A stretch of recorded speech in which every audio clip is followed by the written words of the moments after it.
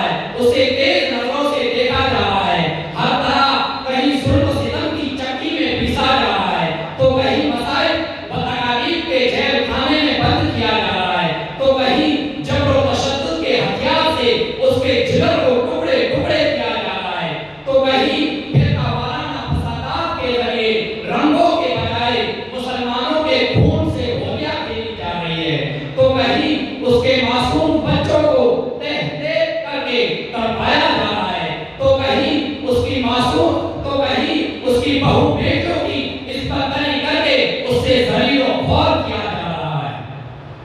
تیزیں چلتی ہیں تشدد کی بلا جاتی ہے، تیزیں چلتی ہیں تشدد کی بلا جاتی ہے، کوکو زنجیر کے شعلوں پہ باہر آتی ہے، کتنے بچوں کے بلکنے کی آواز آتی ہے، کتنے بچوں کے بلکنے کی آواز آتی ہے، کتنی ماؤں کی سسکنے کی آواز آتی ہے۔ یہ وہی ہندوستان ہے جس کی آزادی کے لیے مسلمانوں نے اپنا خون بہایا تھا، جس حریت کے باغ کو مسلمانوں نے اپنے خون جگر سے سینچا تھا، اپنی بے پناہ قربانیوں کے ذریعے اس کو پروان چڑھایا تھا۔ لیکن آج مسلمانوں کی جدوجہد قد و کاوش کو بالکل بھلایا جا رہا ہے، اس کی تمام قربانیوں کو پشے پشت ڈالا جا رہا ہے۔ آج اس ملک کے فرقہ پرست غداروں کا کہنا ہے کہ ہندوستان ہندو راشٹر بنے گا۔ کل ہمارے اکابرین نے خون کی ندیاں بہا کر ظالم جاوید انگریز کی چنگل سے، غلامی کی زنجیر سے اس ملک کو آزاد کرایا۔ آج یہ فرقہ پرست غدار ہندوستان کے ٹھیکیدار بن رہے ہیں۔ گلستان کو جب خون کی ضرورت پڑی،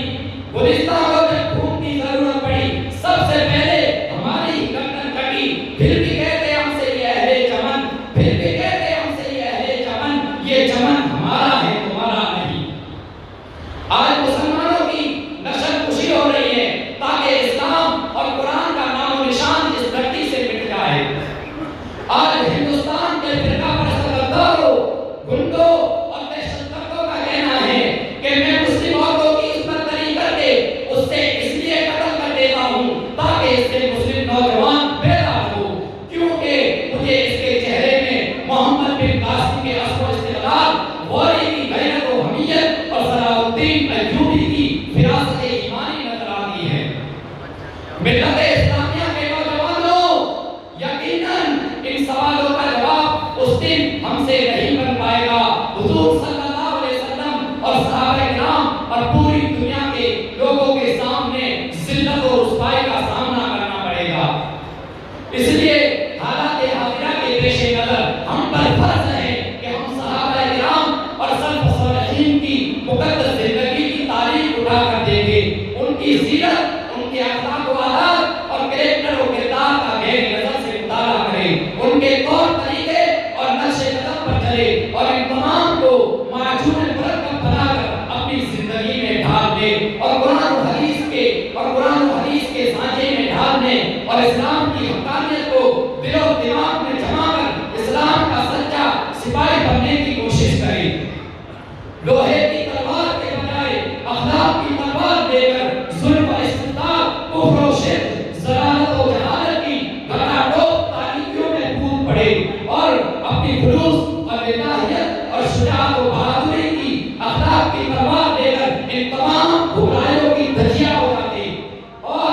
قرآن و حدیث کی تعلیم سے اپنے ماحول کو، اپنے معاشرے کو، اپنی سوسائٹی کو، اپنے علاقے کو اور سرزمین ہندوستان جنت نشان کو پوتر اور مقدس بنا کر پورے ملک میں اسلام کا جھنڈا لہرا دے۔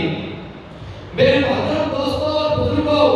جب صحابہ کرام رضوان اللہ تعالیٰ علیہ اجمعین نے اپنے اندر ایمانی طاقت و قوت کو پیدا کر لی اور دینی کام میں عزم و استقلال کے ہمالے بہار بن گئے اور من کان للہ کان اللہ لہو کے حقیقی مصداق بن گئے، تو اللہ تبارک و تعالیٰ نے ان کی آواز میں ایسی تاثیر پیدا کر دی، اپنے ایمان و یقین کی بدولت نعرہ تکبیر اللہ اکبر کا نعرہ لگا کر قلعے کی نعرہ تکبیر اللہ اکبر کا نعرہ لگا کر ہمت کے قلعے میں زلزلہ پیدا کر دیا، اللہ اکبر کا نعرہ لگا کر قلعے کی دیوار کو منہدم کر دیا، افریقہ کے جنگلی جانوروں میں ہلچل مچا دی، تمام جانوروں کو جلا وطن کر دیا، زلزلے سے لرزتی اور کانپتی زمین کو ٹھہرا دیا، اللہ اکبر کا نعرہ لگا کر کفار و مشرکین کی فوج میں لرزہ